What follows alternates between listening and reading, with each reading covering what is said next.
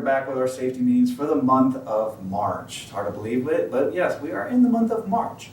So, just as a friendly reminder, as you're watching this video, please make sure that once you have completed this video, you come to my department, see myself, see Miss Christian, or see Miss Jamie for the sign-off and quiz. Yes, we have not forgotten about that quiz.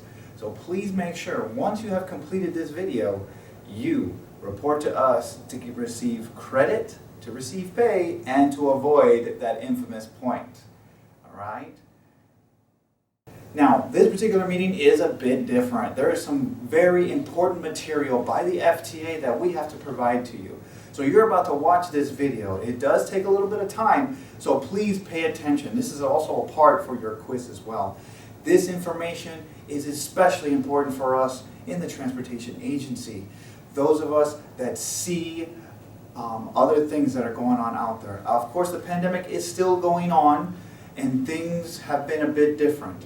But this is mostly about see something, say something. Identifying possible dangers. And I don't mean people without a mask. I mean possible terrorist attacks, biohazard situations, or threats on your bus. So let's take a look at this video. So please really pay attention to what is happening in this video.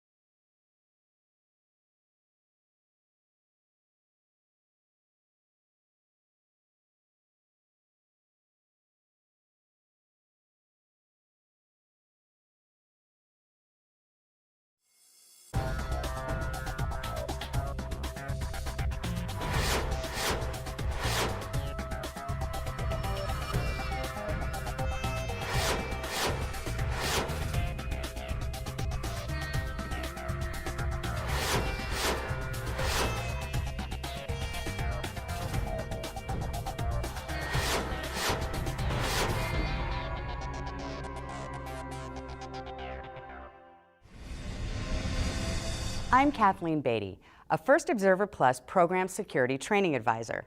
And I'm Rod Wheeler, a Homeland Security and Law Enforcement Advisor working with the First Observer Plus program. During our time together, we're going to explore what surface transportation industry professionals need to know to help keep our country safe from terrorism. First Observer Plus is a U.S. Department of Homeland Security training program administered by the Transportation Security Administration. It is designed specifically for surface transportation professionals like you. The purpose of this course is to ensure that transportation professionals possess the tools necessary to observe, assess, and report information that can mitigate the risk of a terrorist attack. The mission of the First Observer Plus program is to assist in protecting the public while also promoting the security of our critical infrastructure within the United States. You may already be familiar with the First Observer program. You may even be one of the thousands of transportation professionals who took part in the program's predecessor, Highway Watch. Now we're moving ahead with First Observer Plus. Think of this as the version 3.0, a broader, more inclusive program that encompasses actual course curriculum and more modes, to include highway workers, trucking, parking, truck rental, school bus, over-the-road bus, transit buses, subways, passenger rail, freight rail, and pipelines. First Observer Plus is a dynamic and growing program that complements many other security awareness programs such as See Something, Say Something, the Safe School Initiative, and Stop and Think Connect campaign for national cybersecurity awareness, amongst many others. Assisting and guiding us through this updated program will be some of the nation's foremost experts in transportation security, law enforcement, intelligence, and counterterrorism. They will help you leverage your transportation domain expertise to be able to confidently observe, assess, and report potential security risks and terrorist-related activities. Let's get started. We've separated the program into sections that align with course objectives. At the completion of Section 1, you will be able to understand the basic process of how the First Observer Plus program works, understand the application of observe, assess, and report as key components of the First Observer Plus program, recognize the importance of protecting our surface transportation assets and its complete infrastructure. Explain why the First Observer Plus program is vital to our nation's homeland security efforts.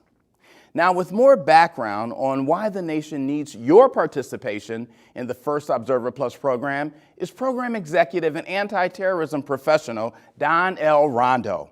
Don is the former director of the Highway Information Sharing Analysis Center, and in this capacity, Don received, analyzed, and shared information with law enforcement and intelligence agencies, as well as private industry transportation stakeholders. The transportation sector is a major component of the U.S. economy, and as such, is part of our nation's critical infrastructure. The U.S. operates one of the most highly integrated and complex transportation systems in the world, linking producers and consumers, government agencies and citizens, and the country as a whole with the rest of the world. From roadways to rail lines, public transit systems, and millions of miles of pipelines, U.S. transportation infrastructure is unrivaled in its scope and economic value.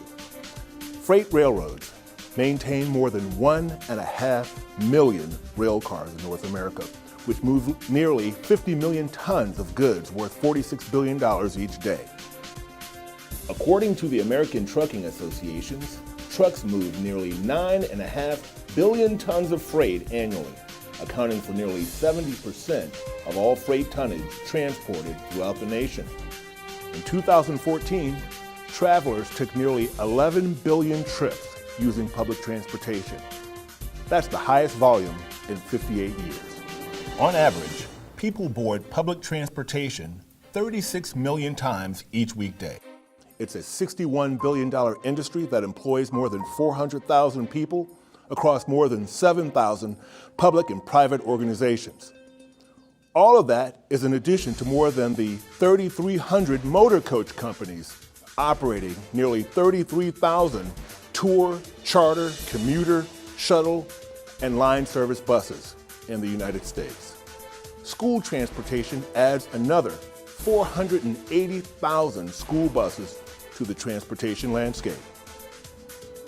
And more than 2 million miles of transmission and distribution pipelines throughout the country transport millions of gallons of liquid or gas products daily. The U.S. transportation system touches almost every aspect of our lives. Don, it's obvious that the surface transportation system is vital to our nation's prosperity and security, but why is it necessary for our nation's transportation professionals to take this course? We all saw how the transportation system was used as a weapon against our nation on 9/11, and the surface transportation system has been used by terrorists to help them plan and carry out attacks around the world. Our transportation system is critical to our American way of life, and we must do all we can to protect the transportation system that we rely on so much. The good news is that we have you, the domain expert. You know more about your domain, your route, your rail, your cargo, your vehicle than the terrorists do. You are the expert. The critical nature of our nation's transportation infrastructure is such that it presents a potential target, and we must protect it. But it's infrastructure that by its very nature must remain open and accessible. Now, the authorities are working very hard every day to protect us and secure our nation's transportation infrastructure, but they can't do it alone. It's going to take all of us to observe, assess, and report suspicious activity. Our objective is not to make you a super secret agent, but rather to leverage your domain knowledge as a surface transportation expert. This training provides the knowledge necessary to make a difference. First Observer Plus provides transportation professionals with the tools necessary to observe, assess, and report information that can mitigate the risk of a terrorist attack. With more on how the program works and how it can help reduce the risk of a terrorist attack is Dr. Darlene Sparks Washington, a former director of preparedness at the American Red Cross and an emergency preparedness advisor to the First Observer Plus program. The key to the First Observer Plus program is that you already have 95% of the knowledge needed to make a difference. You know your job, you know your environment, and you understand how to spot those things that simply don't look right. If you spend a good portion of your workday around the surface transportation system, the First Observer Plus training program can help you contribute to our nation's security. The goal is to put hundreds of thousands of eyes and ears to work on behalf of our nation's security by observing, assessing, and reporting transportation-related suspicious activity that could disrupt the various stages of a terrorist attack. So let's look at how the program works in detail. The First Observer Plus program is designed to help you identify and report situations that DLR, don't look right. It's important to understand that First Observer Plus does not replace 911. If it's an emergency or if you're in doubt, call 911. Then, once it's safe to do so, make a report to the TSA Operations Center at 1-844-TSA-FRST. That's FIRST without an I.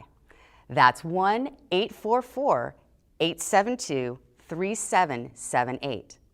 The TSA Operations Center will analyze your report to determine if your observation fits into a larger trend that may indicate a more serious threat and share the information with other federal, state, and local officials when warranted. Rod, just how important has observing and reporting by civilians been in preventing terrorist plots? I mean, does this stuff really work? You know, that's an excellent question, Kathleen. Dozens of terrorist plots against the United States have been foiled since 9/11. And while many of those successes are the result of good law enforcement and intelligence, nearly half have had civilian involvement.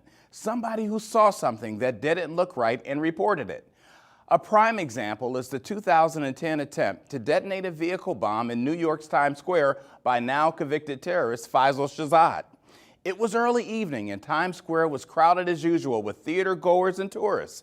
Two different local street vendors noticed smoke coming from a vehicle and immediately hailed police. The would-be terrorist was later apprehended as he attempted to flee the country. He is now serving life in prison. And although First Observer Plus is strictly a domestic U.S. program, the value of domain awareness and reporting what doesn't look right was recently displayed internationally during the terrorist attacks in Brussels, Belgium.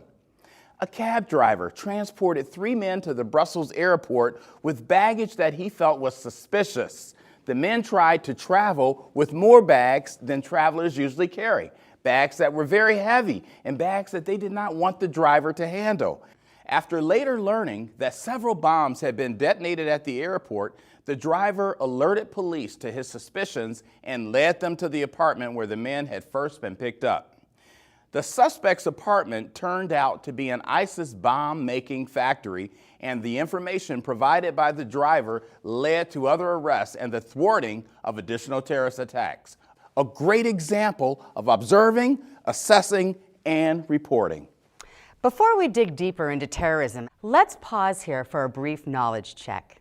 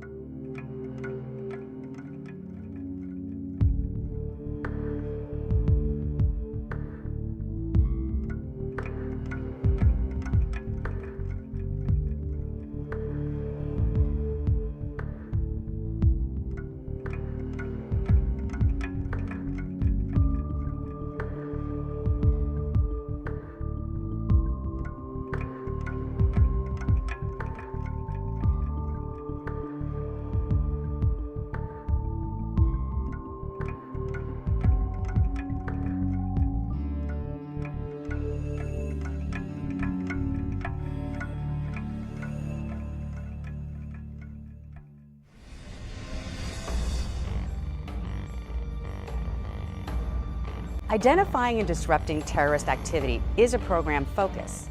But who are the terrorists and the other individuals and groups that threaten us? In this section, we will focus on the following learning objectives.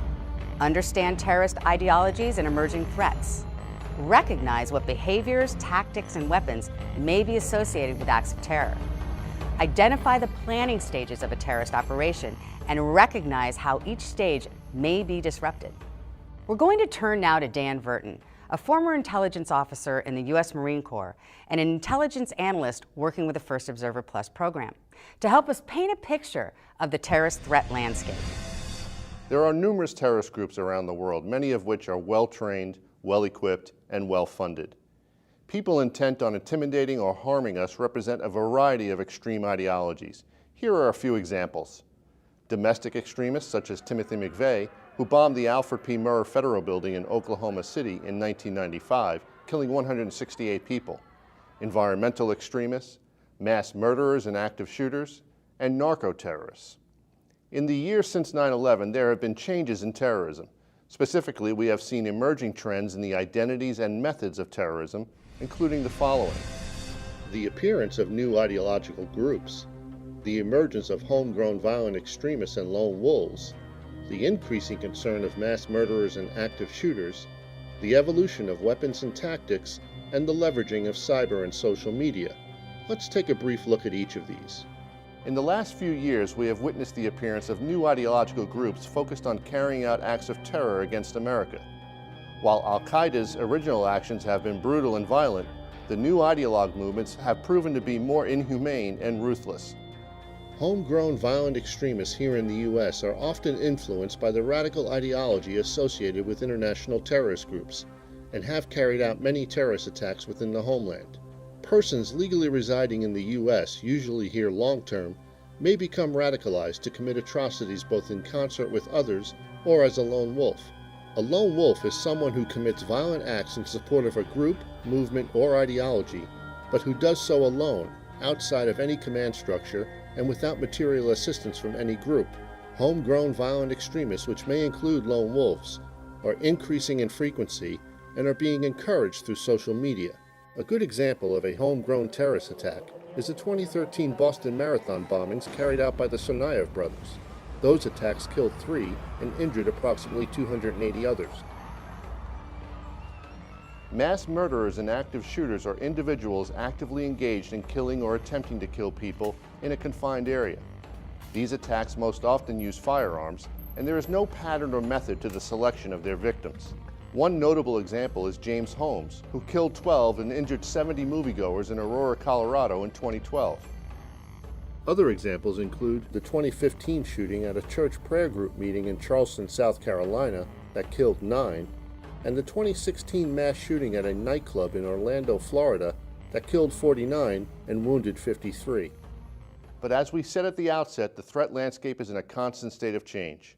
Since the attacks of 9/11, there's been no shortage of emerging threats, each with slightly different motivations, methods of operation, weapons, and tactics.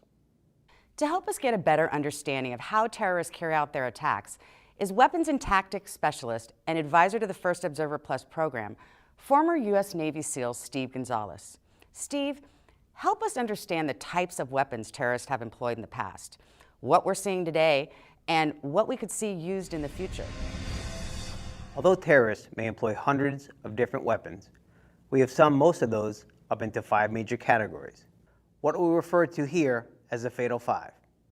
Handheld weapons, improvised explosive devices or IEDs, including package bombs and vehicle bombs, chemical or biological weapons, and radiological or nuclear weapons.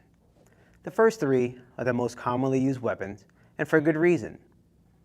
Handheld weapons, including any number of firearms and knives, are easily obtained and concealed, and can quickly result in mass casualties. Although terrorists were once reluctant to employ these up-close and personal weapons to carry out their attacks, this has changed, and we are now seeing an increased willingness to attack as individuals or small teams using firearms and knives. This was evident in the attacks carried out in the 2008 attack in Mumbai, the 2015 Paris attacks, and the attacks in Brussels in 2016. IED package bombs are easy to construct and employ, and unless the device is being deployed by a suicide bomber, the attacker does not have to be present to initiate detonation. IEDs have historically been the most widely employed means of a terrorist attack. Take a look at this video footage. This is a controlled explosion of a 15-pound package bomb, made of components with roughly the same destructive power as TNT. This device easily could fit in a briefcase or backpack. This is devastating. Now imagine a car bomb, which can have 100 times the destructive power, or a truck bomb, which could have 1,000 times the force. Although chemical, biological, radiological, and nuclear materials are more difficult to obtain, they are obtainable. Nuclear weapons are considered a low probability but high consequence attack. Our best opportunity to detect a nuclear device is at the nation's ports of entry and border crossing sites. A radiological device, the so-called dirty bomb, is another matter entirely. A dirty bomb could be constructed like any other bomb and packaged with radiological material to spread contamination. Thank you, Steve. Of course, there's one other weapon that terrorist organizations are making increasing use of, and that is cyberspace. For more on this, we turn again to Dan Verton. Terrorists have long leveraged the internet as a tool for recruitment, training, and intelligence. But it can also be a potential weapon by enabling terrorists to conduct cyber attacks on transportation systems. Now, digital security is not the primary mission of First Observer Plus, yet there are a few cyber-related transportation areas that must be taken into consideration, as they have the potential to give rise to security and safety risks in the physical world. Online attempts to tamper with transportation networks that control electronic roadway signs or disrupt global positioning systems have been reported and may be increasing. Insider threats from disgruntled or radicalized employees are also of concern to First Observers. Additionally, data mining using social media can enable both hackers and terrorists to gain valuable personal information, making employees vulnerable to phishing and malicious email attacks. These actions can leave access to critical information vulnerable to hacking, resulting in the loss of vital security information, including travel routes, response times, and safety protocols. In these cases, the role of the First Observer still applies. You can still observe, assess, and report suspicious activity involving the internet and social media. Thanks, Dan. Now that we understand some of the tools of the terrorist trade, let's look at how terrorists carry out their attacks. Successful terrorist attacks are almost always the result of deliberate planning stages and operational acts. So, Rod, let's talk in more detail about the terrorist attack planning stages. Absolutely, Kathleen. Generally speaking, terrorists will complete a series of organizational tasks, and although this detailed planning can improve the chances of a terrorist attack succeeding, it is also a weakness. Each step provides an opportunity for you to detect their activity, allowing law enforcement the chance to disrupt the attack. Terrorists usually must succeed at each step for their attack to be successful. The good news is we only need to succeed at one point to disrupt the terrorist planning stages and help stop an attack. That presents us with multiple opportunities to observe, assess, and report suspicious activity or something that just doesn't look right to disrupt and interrupt the planning stage. For this course, we are using the First Observer Plus terrorist planning stages, a hybrid approach that combines procedures developed by the military, the FBI, state, and local governments. Now, the first stage is broad target selection.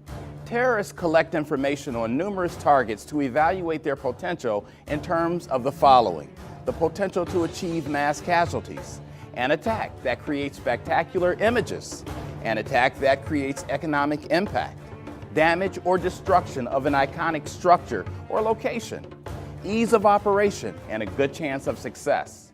During broad target selection, vulnerabilities are assessed and targets are identified. Transportation infrastructure could be considered during this stage. Intelligence and surveillance. This is the information gathering stage. It may include the use of cameras, binoculars, note-taking, drawing diagrams or maps, or may involve attempting to gain information about operations, infrastructure, or people by mail, email, phone, or in person. You may also observe suspicious persons who are trespassing or appear to be lost or loitering. This may also include tests of security measures, such as attempts to measure reaction times to security breaches, penetrate physical security barriers, or monitor procedures in order to assess strengths and weaknesses. This process further drives a narrowing of target selection. The next stage is funding and support operations. Now, according to the FBI, terrorists obtain significant funding from legitimate channels, such as personal and community solicitations and donations. Terrorists may also generate money from criminal activities such as kidnapping, extortion, narcotics, smuggling, human trafficking, and fraud. The next phase is specific target selection. Factors driving the selection of a specific target may include the vulnerabilities present and likelihood of success, the level of media attention or notoriety that may be achieved with the attack, the economic consequences that may result, the effect, meaning the level of fear or intimidation the attack may impose on an audience larger than the immediate victims. Pre-attack surveillance and planning. This phase may involve purchasing, stealing, or even manufacturing explosives, weapons, and ammunition. It may also include impersonation or disguise, recruitment of insiders, procuring a nearby base of operations, acquiring uniforms, manuals, decals, passes, or other badges and supplies. Attack rehearsal. It's a dry run. This involves putting people in position, gaining familiarity with the area or terrain, and moving them around according to their plan without actually committing the terrorist act. It's a rehearsal, but there may also be signs of damage or tampering with equipment. Rehearsals can be detected. For example, about 1 month before 9/11, actor James Woods was on a flight from Boston to Los Angeles. He noticed 4 other passengers taking note of all they could about the aircraft, including the number of passengers and cockpit activity. On September 12, 2001, Woods positively identified 2 of the men from his flight as perpetrators of the 9/11 hijacking. He had witnessed a rehearsal. Deployment. This involves people and supplies getting into position to commit the act. This could be the final opportunity to disrupt the terrorist planning stages by observing, assessing, and reporting your observations by calling 911. And remember, your other senses may also come into play. Unusual smells such as diesel or other petroleum products, strange chemical or burning odors, or other odd smells may also alert you to something suspicious. So to summarize, there are several criteria that terrorists consider when selecting their targets. Their goal is to achieve one or more of the following: the potential to achieve mass casualties, an attack that creates spectacular images, an attack that has economic impact, damage or destruction of an iconic structure or location, ease of operation, and a good chance of success. What you just heard is a fundamental component of the First Observer Plus program. If you observe something that doesn't look right, your call to the TSA Operations Center could help prevent a terrorist attack. Fortunately for us, terrorists have to succeed in remaining undetected at every phase of their attack.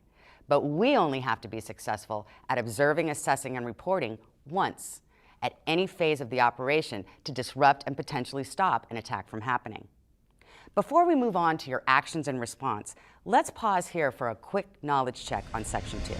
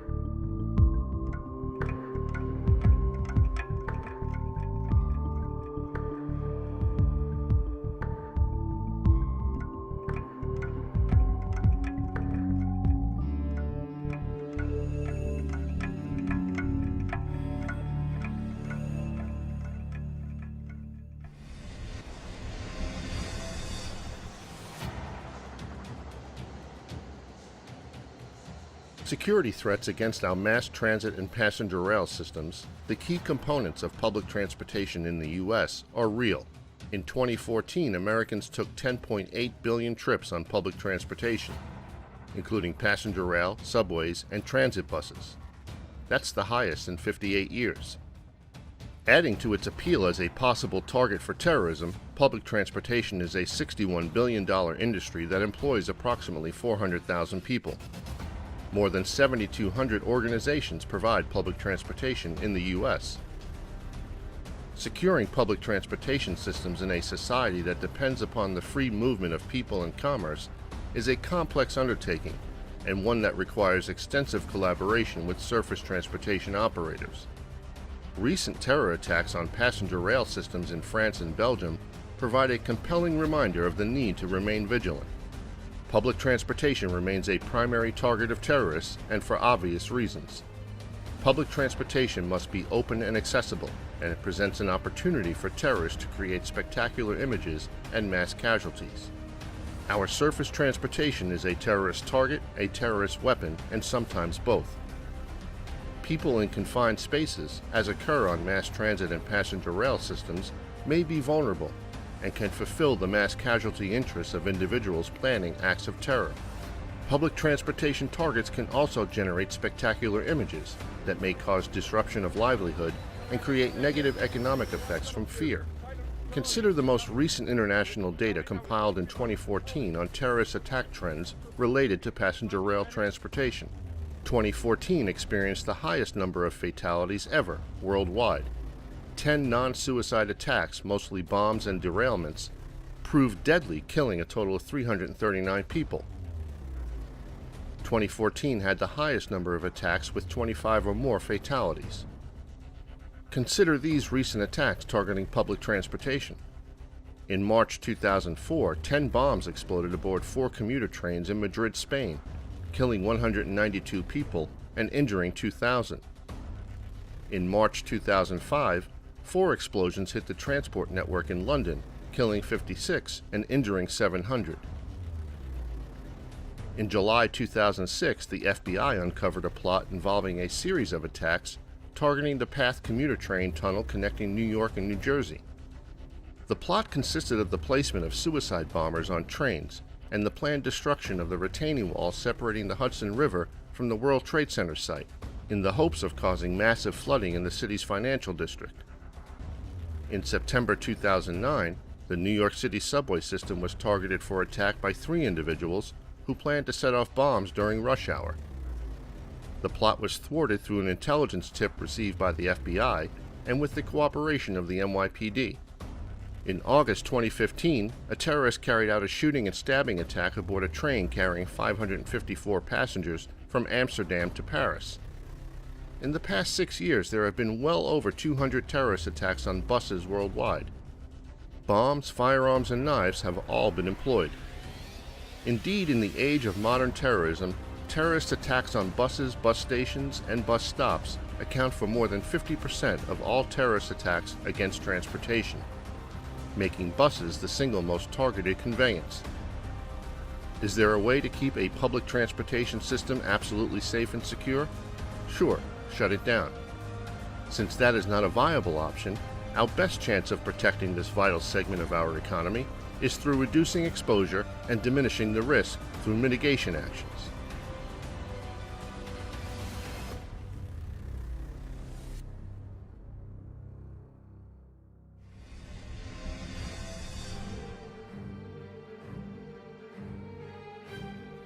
In this section, we will focus on the following learning objectives. Understand what actions you may take to help disrupt potential terrorist attacks. Understand how to assess potential threats by recognizing normal and suspicious behaviors in your own work environments. Identify what information you may capture as part of the observe, assess, and report method. Understand the concept of in plain view as it relates to First Observer Plus. As was mentioned at the top of the program, as a transportation professional, you are in the best position to know what doesn't look right. Your role is not to be a vigilante. Additionally, you are not a sworn law enforcement officer. Put simply, America needs first observers to do the following: observe, assess, and report. Your role in observing is all about being aware and attentive to your surroundings and environment. As we discussed earlier, activity that could be suspicious in the course of your workday could include the following: photographers, or videotaping of operations, recording activity such as drawing diagrams or making notes of maps. Persons in sensitive or secure areas, they don't fit in, they're not an employee, and they may ask unusual questions about your operations. Remember, these questions can take place in person or over the telephone or even via email. Tests of security, such as attempts to gain access to restricted areas or tampering with damaged equipment. Unauthorized individuals acquiring supplies or equipment such as uniforms or identification badges. The important thing to remember here is to be legal. First Observer Plus is not a spying operation, and your observing, assessing, and reporting is based on the concept of in plain view. For the purposes of the First Observer Plus program, in plain view means no hiding in bushes, internet hacking, or interrogations. The thing you want to observe and report must be visible or audible to you without spying or employing the added benefit of enhanced technology such as listening devices or binoculars. Quite simply, this means that you are in a position to legally observe or overhear a threat. First Observer Plus participants are not authorized to go beyond in plain view because it may be illegal and it may place you in danger.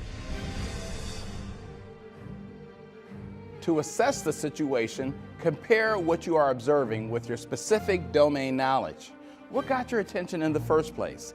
Is it suspicious or dangerous, inappropriate, inconsistent, or out of the ordinary for your work environment?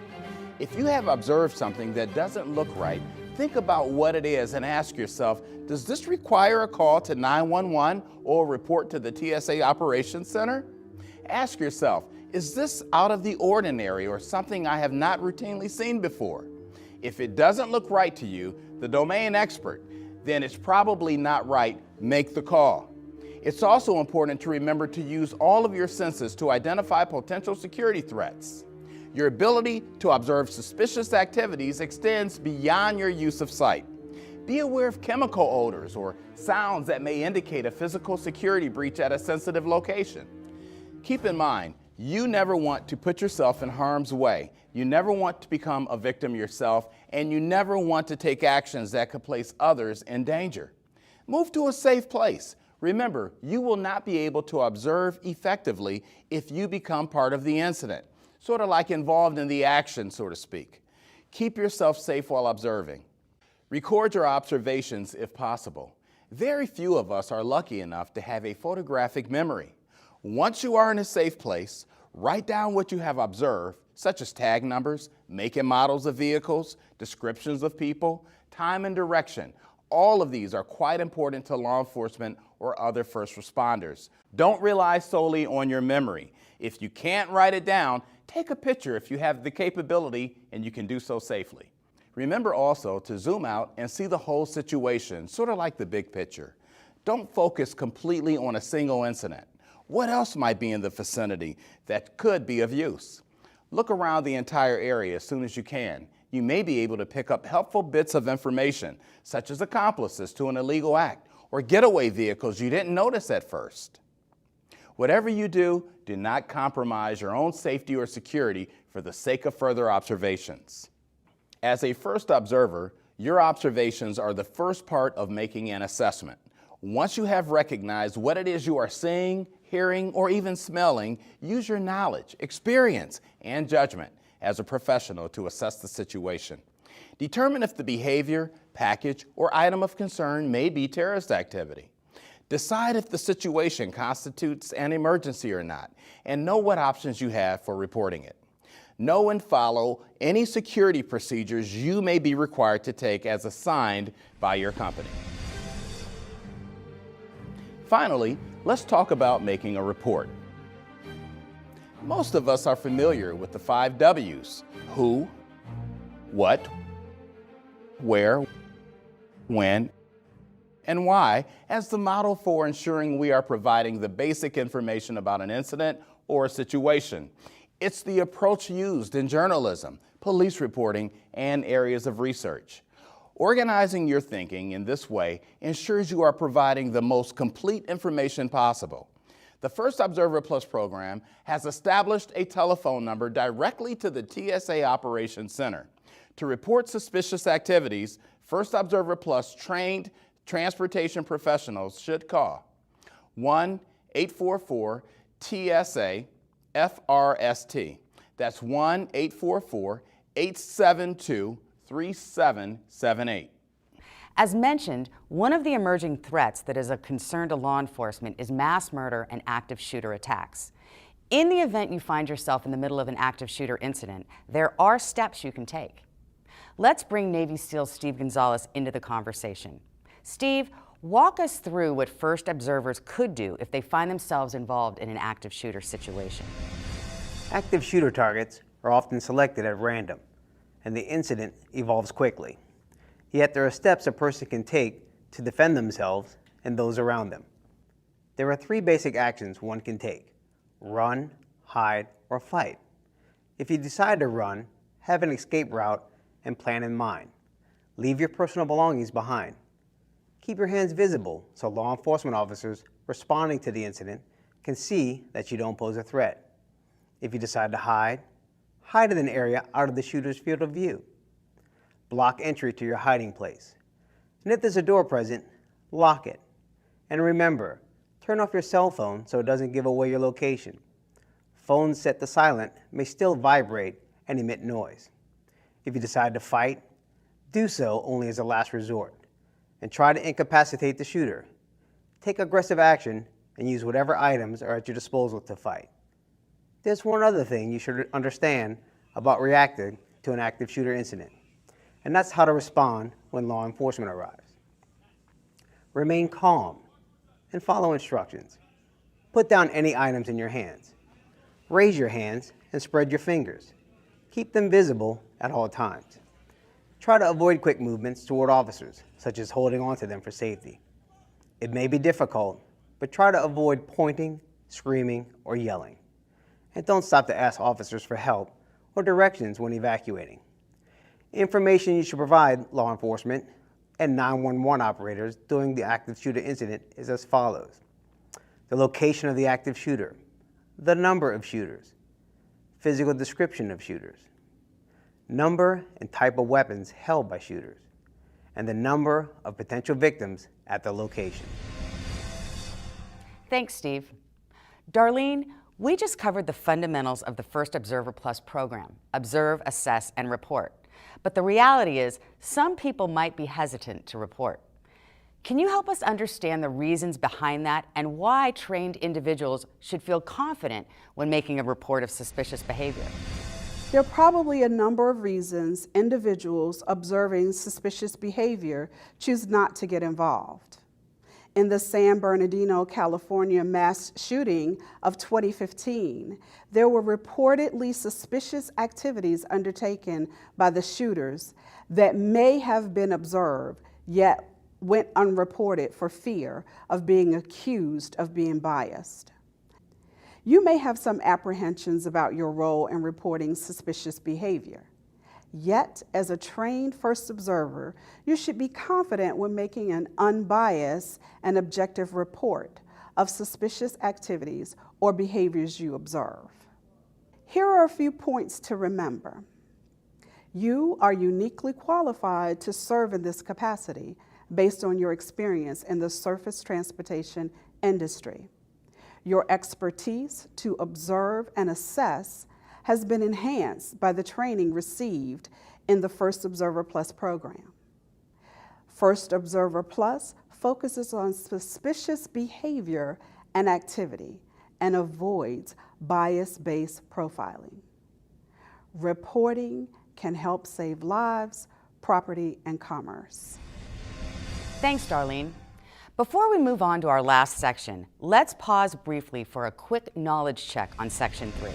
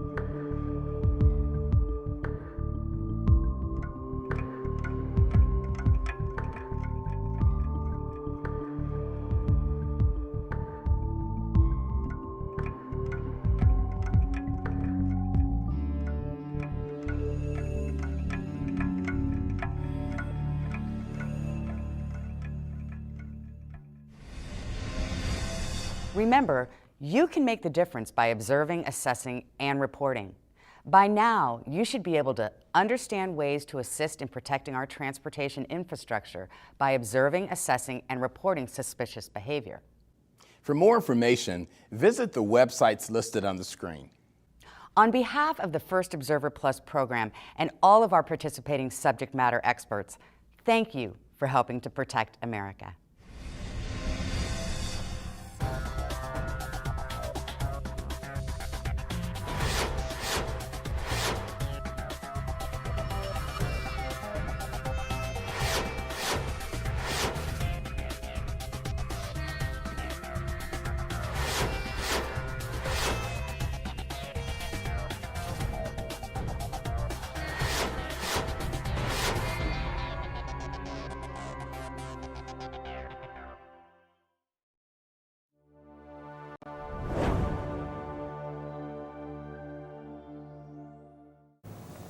Well, all right, guys, you just finished watching that very important material by the FTA. It's very important that you guys had paid attention to it.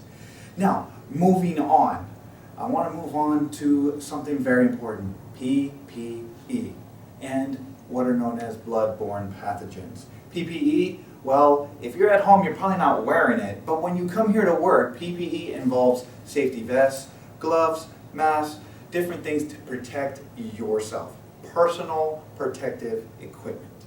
It prevents blood-borne pathogens. Now, it's not very common that we run into those particular situations where someone is bleeding or hurt, but this informative video will let you know on what it is you should be doing, the do's and don'ts. But understand, you are not required to provide first aid, but it is very important to know what to do in these emergency type situations.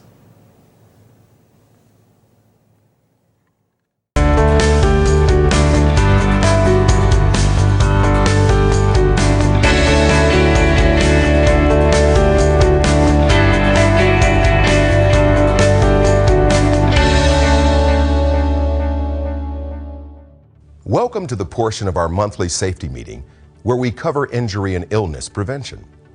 My name is Hassan, and I'm a manager with Transdev. Defensive driving is the most important part of your job, but it takes more than preventing vehicular accidents to make today a perfect safety day. That's why this month we're focusing on two important injury and illness prevention topics in addition to defensive driving: blood-borne pathogens and personal protective equipment. You may remember all of this from your new operator training, but here's a refresher.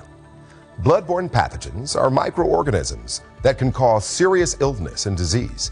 They live and breed in a person's blood and in certain bodily fluids, and they can cause deadly and life-altering diseases like HIV, AIDS, and hepatitis. That's why it's so important for you to avoid exposing yourself to blood-borne pathogens.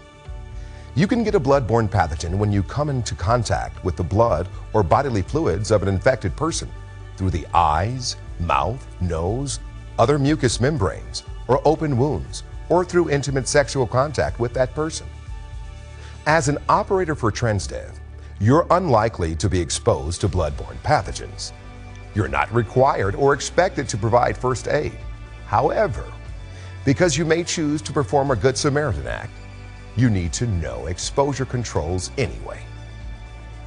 First and foremost, if you do have an emergency or potential exposure incident, you should avoid personal involvement whenever possible. Call 911 for someone who needs medical attention and alert dispatch of the situation. If you voluntarily decide to help before paramedics arrive, the first way to protect yourself is following universal precaution. This means that you assume any blood or bodily fluid is infected with a blood-borne pathogen. But the bottom line is, if it's wet and it isn't yours, don't touch it. The second way to protect yourself is through personal protection equipment, also known as PPE. Let's hear more on this from one of our operators. As Transdev operators, we are not expected to clean up blood or other bodily fluids. We are also not expected to provide any sort of first aid. But if you volunteer to help, you must wear personal protective equipment to prevent exposure to blood-borne pathogens. In this case, the equipment is a pair of latex gloves that are included in your vehicle's first aid kit. Put these gloves on before you ever come into contact with a potentially infectious material. And when you take these gloves off, it's important to avoid direct contact with the outside of the gloves since they just touched a potentially infectious material. To safely and properly remove latex gloves, take one glove off by pinching it at the wrist and pulling down. Only touch the outside of the glove. Then, ball up the removed glove in the palm of your gloved hand. To remove the second glove, slide an ungloved finger inside of it. Make sure you don't touch the outside of the glove. Peel the glove inside out so that the other glove ends up inside of it. Following this procedure is important because it helps you avoid direct contact with infectious materials. If you find yourself in a situation where you've been exposed, the simplest thing you can do to prevent any infection is to wash your hands and skin with soap and running water. If that's not readily available, use antiseptic towelettes or hand cleaners immediately. Tell your manager as soon as possible when this has happened.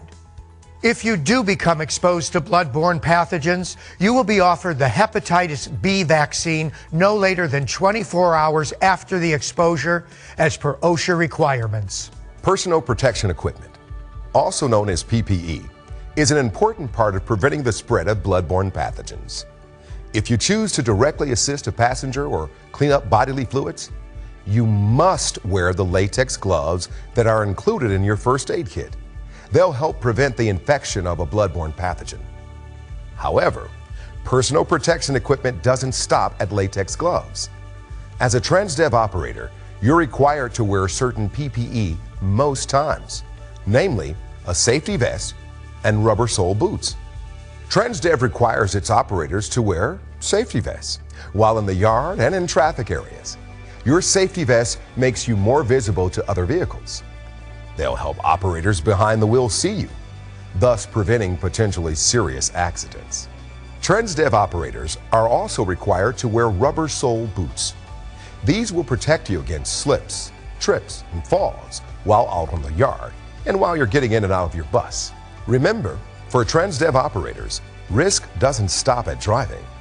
But regardless of the risk, it's up to you to prevent accidents, injuries, and illness. Act with universal precaution when it comes to bodily fluid. If you decide to directly help an injured passenger or clean up bodily fluid, wear latex gloves and wear other PPE like safety vests as required and rubber sole boots whenever on the job. Doing all of this helps you stay free of injury and illness, and it helps make every day a perfect safety day. Well, I hope that information was informative to you. We also have one more very short film. It is literally seconds long, just simply explaining the purposes of the mask. And this video is brought to you by the CDC. So I hope you enjoy this short film.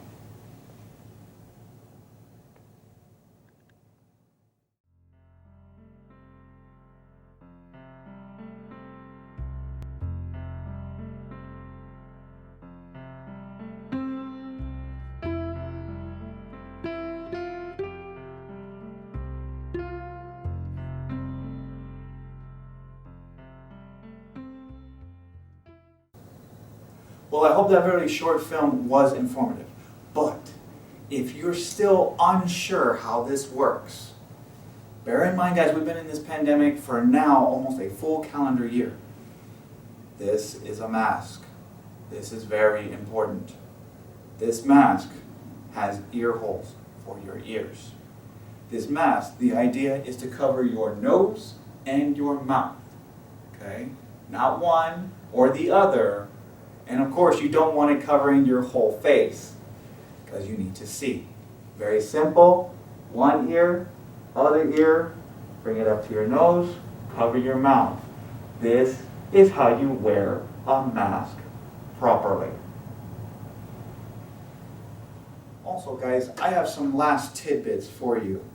Now, first, for those of you that drive the infamous Silver Streak D707 with our new 29 series model buses, we must be careful at the service stop at Pico and Flower.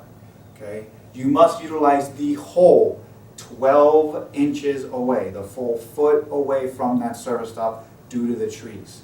Our 60-footers from before, our 1600s, were round and were able to avoid it.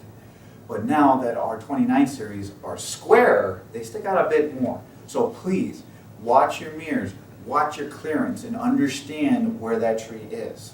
We are working with Foothill to try to get things trimmed down, but it won't happen overnight. So please, as an early warning to yourself, monitor that area. As well as we do have a new rule in the parking lot, which isn't actually a new rule. It's actually been ongoing. The red curbs out in the parking lot, you must not, and I repeat, must not park there.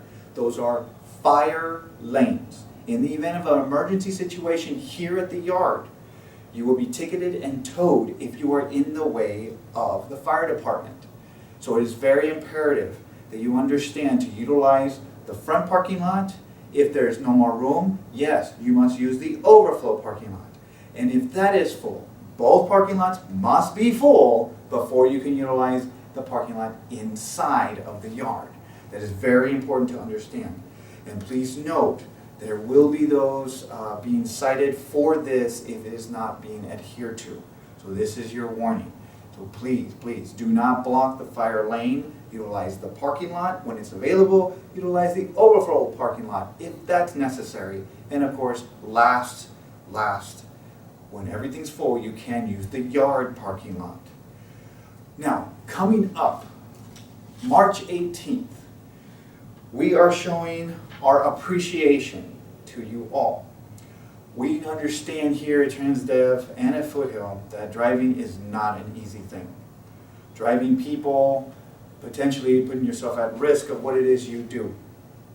I, for myself, I can speak for myself, do appreciate what drivers do. As a former driver myself, as a former supervisor being out on the road, I appreciate them as well, because they are hand in hand with you as well, dealing with the public.